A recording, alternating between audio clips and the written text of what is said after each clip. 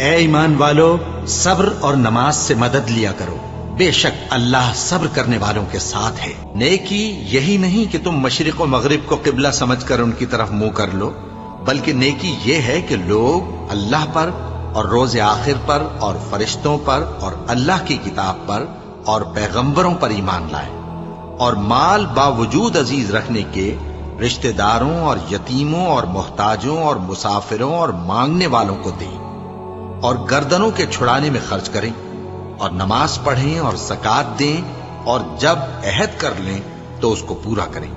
اور سختی اور تکلیف میں اور جنگ کے وقت ثابت قدم رہیں۔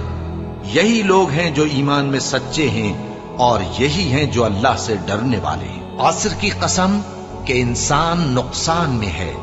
مگر وہ لوگ جو ایمان لائے اور نیک عمل کرتے رہے اور آپس میں حق پر چلنے کی تلقین اور